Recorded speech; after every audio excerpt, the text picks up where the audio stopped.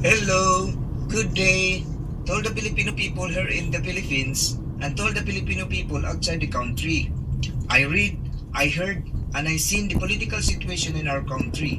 It is so very, very alarming because, number one, in Comelec, as of today, they are not finished to do all the requirements needed in the election May 2016, like printed the ballots, voters receipt argument, the capability of the voting machines, the capability of all telecommunication providers in transmitting the result of the elections, and other problems in the COMELEC.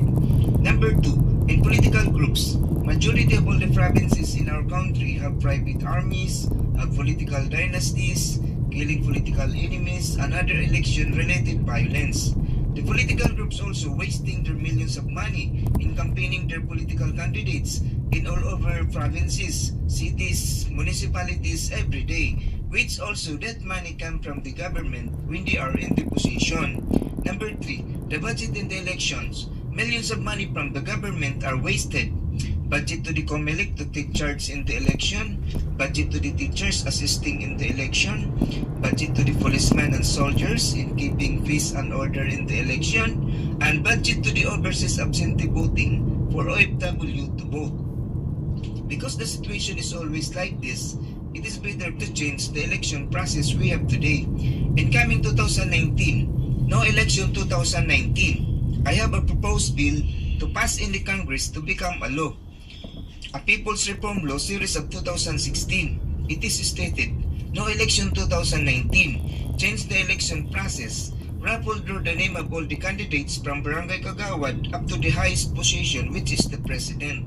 This concept is what we call Politics Pyramid of the Philippines, PPP. These are the implementing rules and regulation. Number one, there are 7 levels in this politics pyramid of the Philippines. The first lower level is in the barangay level, composed of 1 barangay chairman, 1 vice chairman, and 8 kagawad. In the second level, the city and municipality level, each city and municipality level composed of 1 mayor, 1 vice mayor, and 8 councilors. The third level is the province level. Each province composed of 1 governor, 1 vice governor, and 8 board member. The fourth level is the district level. Each district composed of 1 congressman and 1 party list representative. The fifth level is the senatorial level, composed of 12 senators in the first batch, 12 senators in the second batch. The sixth level is the vice presidential level, composed of 4 vice president, 1 vice president for Luzon, 1 vice president for Visayas, 1 vice president for Mindanao, and 1 vice president for the OFW. The seventh level is the highest level of this pyramid is the president. 1 president only is Raffle. Number 2, only the new candidates are allowed to enter in this pyramid.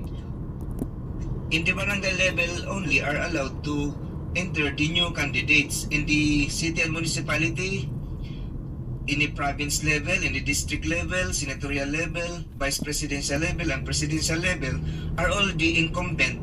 In the lower level, they are allowed to enter. Only the new candidates are allowed to enter in the barangay level. These are the qualification in the barangay level. Number 1, must be a natural born Filipino. Number 2, can read, talk, and write. Number 3, must be a grade 12 graduate this coming 2019 Raffle. In the city and municipality level are the incumbent official only in the barangay are allowed to enter in the city and municipality.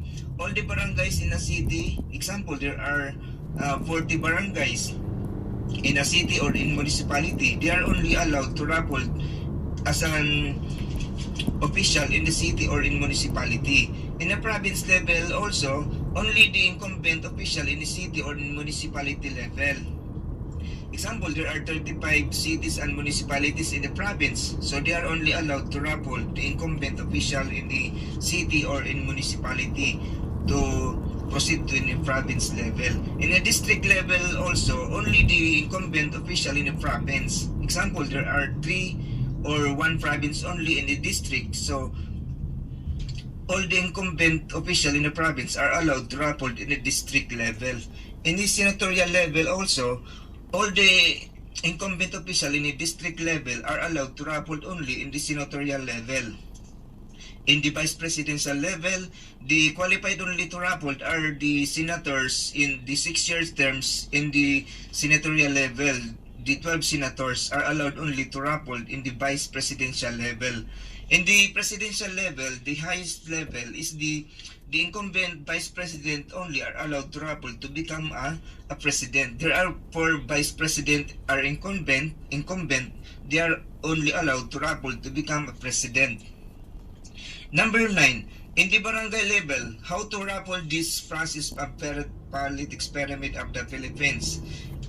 So all the candidates, so write its name in a small ball similar to lotto draw. Then place all the balls in a draw box, raffle all the balls. The first ball goes out is the barangay chairman, the second ball is the vice chairman, and the 8 consecutive balls are the kagawad. So in the city and municipality, so the incumbent official in the barangay, after the 3 years terms they serve, so they are qualified to raffle to become an official in the city or municipality. So the same procedure.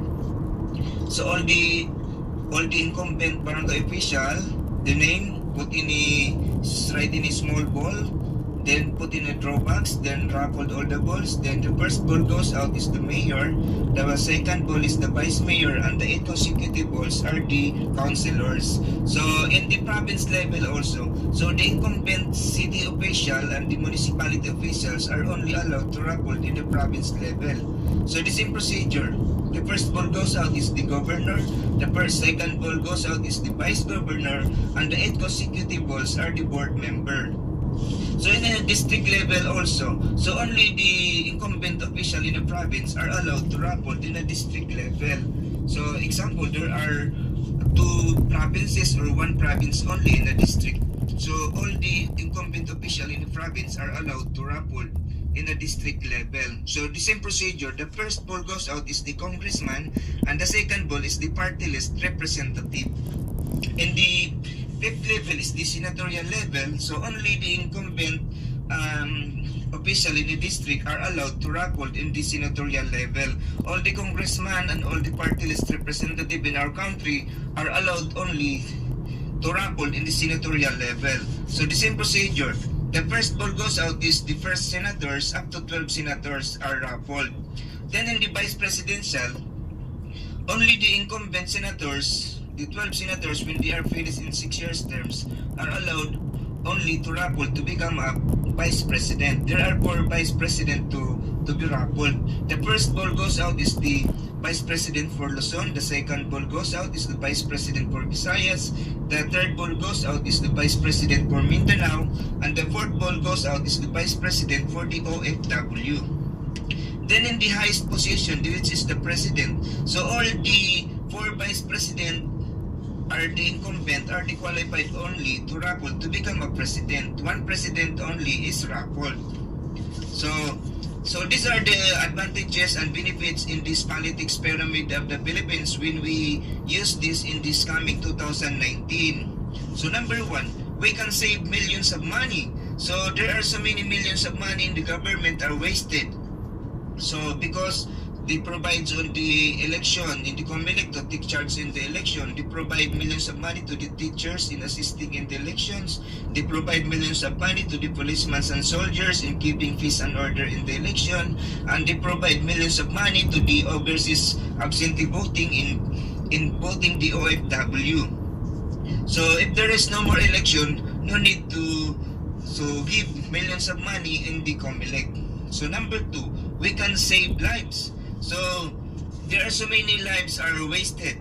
So the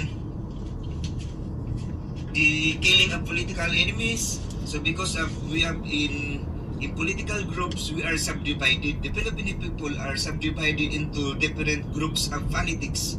So there are also election related violence. So we can save lives if there is no more election. Number 3, we can save time.